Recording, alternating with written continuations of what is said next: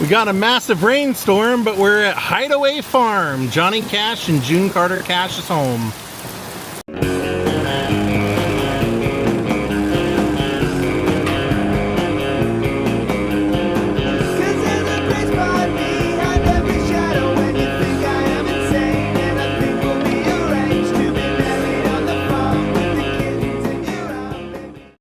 You'll also see some stuff from Elvis here, and the reason why is after the Oxleys had bought this farm, they were at a restaurant in Hendersonville one day and eating breakfast, and they was walking out and they saw the local paper advertise, or the front page showed that they were demolishing Colonel Parker's house in Madison.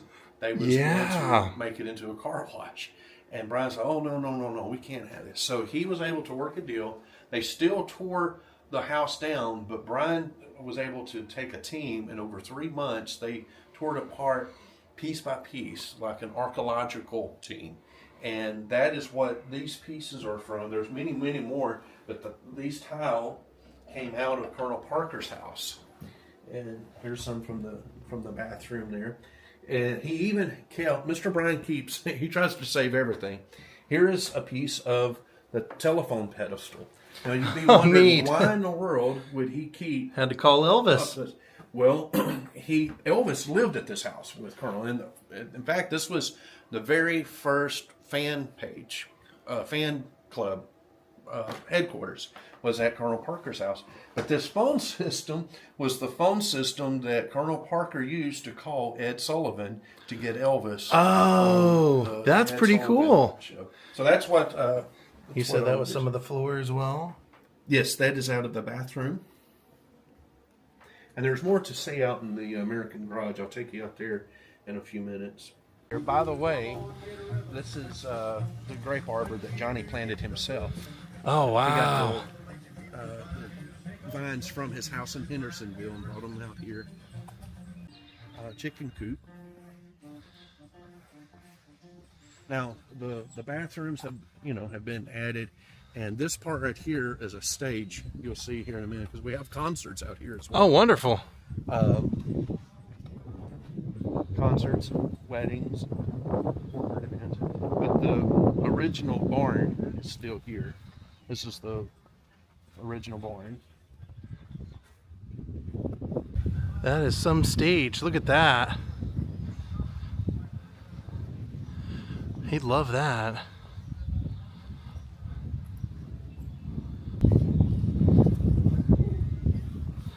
This must be the wedding venue part of it. It is.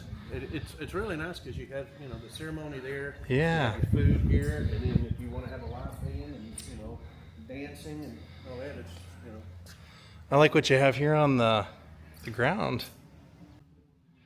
Johnny's image right there.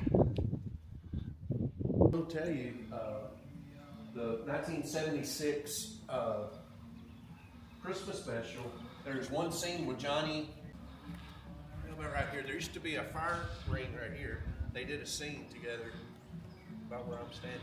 You said Johnny and Roy Clark? Yes. That's awesome. I love Roy Clark. You can find that on YouTube. There's the 1976 Christmas special.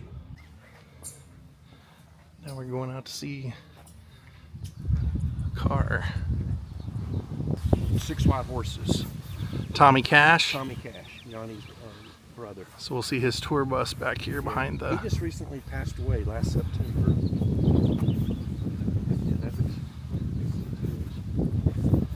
This was the tractor barn. Okay. And they've closed it in and they've turned it into what we call the American Garage. Whoa! Holy smokes! That's awesome, all of it. Now, I know that if you're a Johnny Cash fan, then you're very aware of the song One Piece at a Time. Yeah. Well, when that song came out, there was a millionaire down in Tulsa, heard that song, and he had a Cadillac built to those specifications in the song. You see, there's 2 headlights. There's 2 on the left and 1 on the right. Oh my gosh, yeah. And you you walk around the back, it's got one fin, one tail fin. Wow. Even says one piece at a time right there. So when the millionaire, he had it built and he brought it to Johnny and gave it to him as a gift. And there's videos of him driving this car. That's awesome. What a weird, it's got an odd look to it, that's for sure, with the raised, that back being like 2 inches higher. Oh yeah, it does. And then look at the difference on this, fender compared to the other. This is what I was talking about. See how it lifts up there.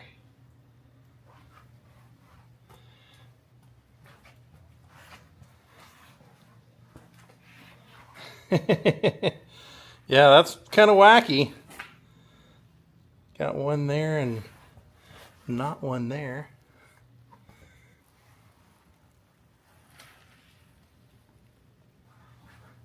What's all the glass windowing and everything? That came out of Colonel Parker's house. Okay, that's what the, when I saw the Elvis's bathroom window, okay, that's what that's from. So, I know we're in for some fun when that says Elvis's bathroom window. and this is the cabinets from Colonel Parker's kitchen. Oh, wow. There's the phone system. Yeah, up there on the Phone system wall. that he used to call Ed Sullivan. Wow. And, I love that. even got the carpet. Here's the carpet that they were sitting at. I don't see the picture, but there is a picture. And outside is a piece of stone, is the exact spot that Colonel Parker and Elvis signed the contract together. Oh, wow. Partnership. So we're basically in Colonel Parker's house right now. I mean, really. Here's some more pieces from the bathroom tile and some of the light fixtures, the paneling from his house. What was this over here? This was the Elvis's closet. Oh. This was the. This is where he would have.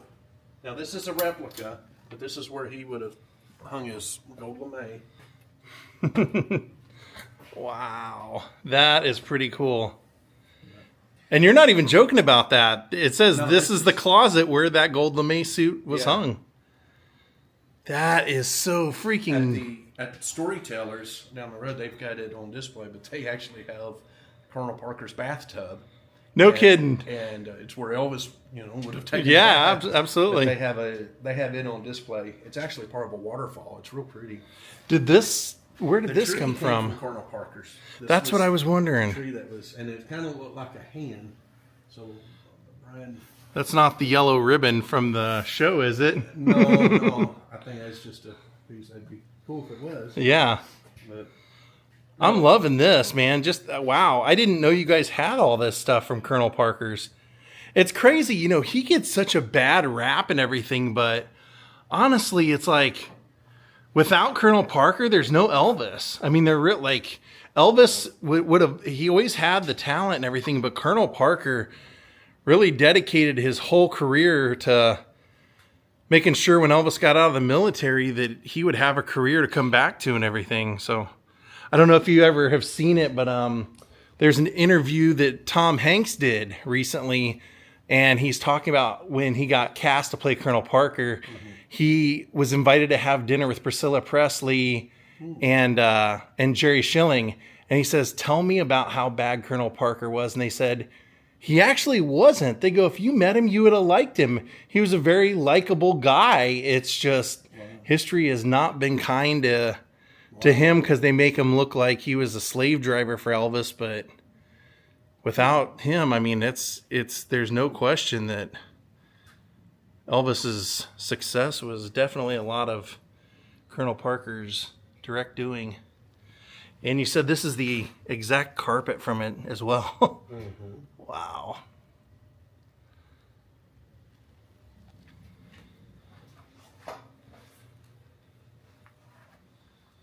More pieces of the tile in the house. The fixtures. Oh my gosh. I know, right? It takes you back a few years. Sure does. Wow. And then you have a photo over here of Colonel Parker. Look, people have even signed the phone system up there. And these are the wall panels from Elvis's bedroom. Yeah, definitely. Like you said, this was before Graceland. This is from, he stayed with Colonel Parker. That is pretty crazy to see this kind of stuff. Wow. Yeah, and who knew it was all the way out here in Little Bon Aqua. Yeah. Let me show you one thing here. There's, I'm actually part of this. We're coming out with a movie. It will be out either later this year or early next year. It's called In Shadow of the King. Okay, that's Mr. Donnie Edwards. He is one of the most realistic Elvis impersonators. Face looks real close. It was eerie working with him. Not because he was eerie, just he looked so much like, Yeah. like Elvis. Okay, there's that picture. That was That's awesome. Probably the same typewriter we were just looking at. I want to say yes, but I can't verify that. Well, let's look at it.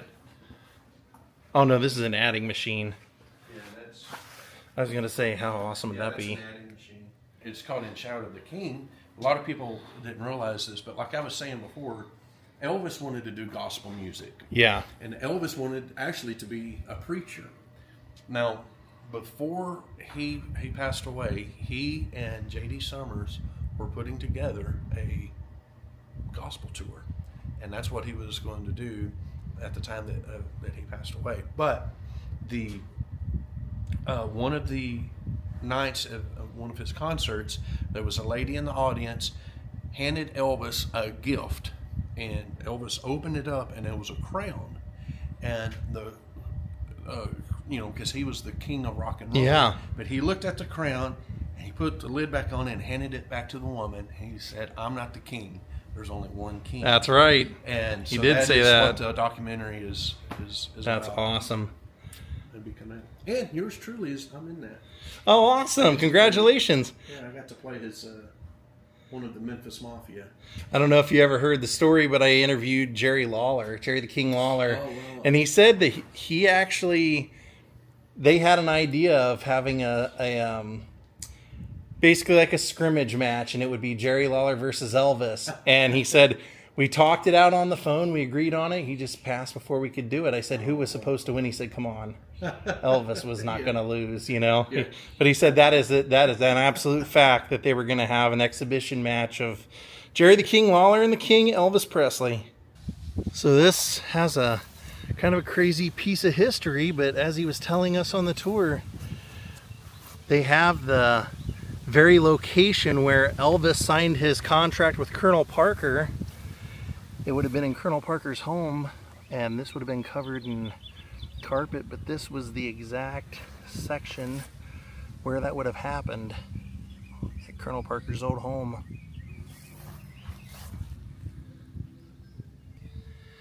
That's amazing. That is amazing that was saved. Am I allowed to stand on it? Oh yeah, of course, yeah. Oh man. Wow. I got my Ric Flair shoes on where Elvis signed his contract. Wow, that is truly amazing. You know, back in the early days, they did package shows together. Yeah. Okay. And one of the stories that Mark Allen told me was when, I forgot what town they were at, but Elvis pulls up in a new Cadillac, and they were like, "Hey Elvis, man, that's a beautiful car, beautiful car." "Oh, thank you guys. Well, I got to get inside and get ready." "Okay."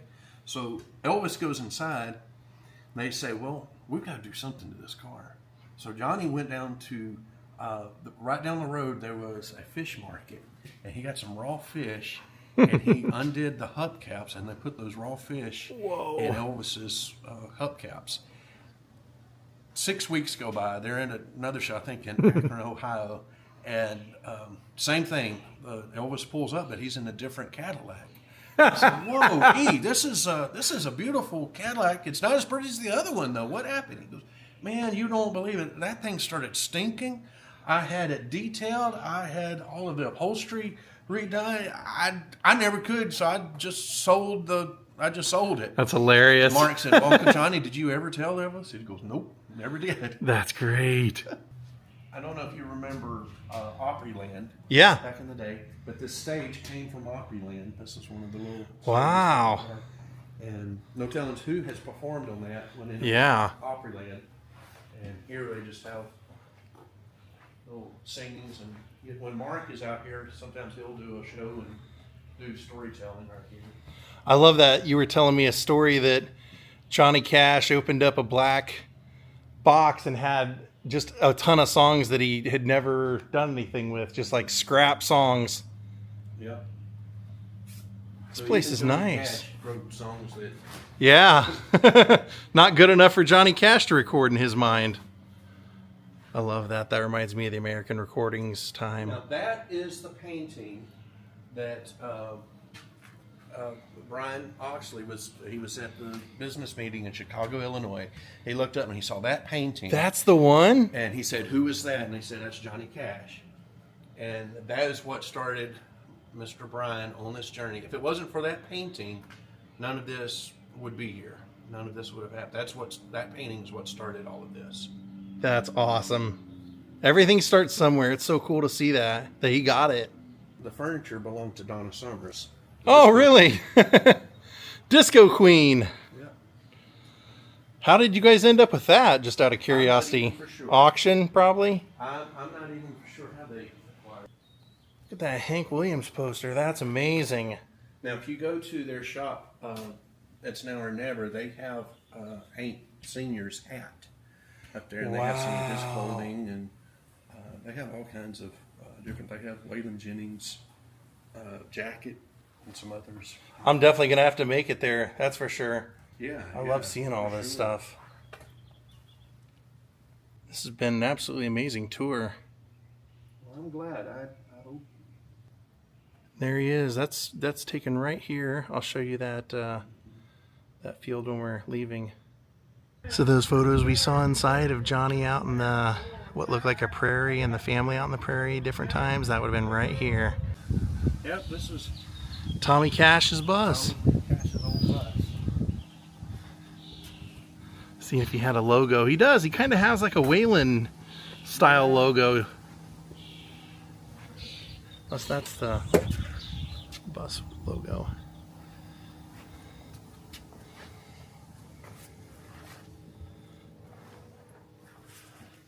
Oh, neat. Smells like old. Yeah.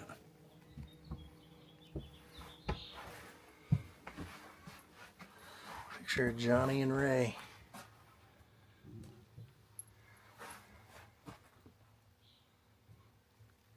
Pretty neat.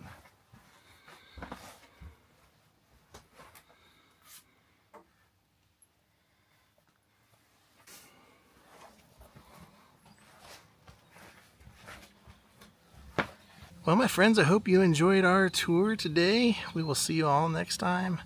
Have a great night, and don't forget to come out to Hideaway Farm, Johnny Cash, June Carter Cash, Johnny's Retreat here in Bon Aqua, Tennessee.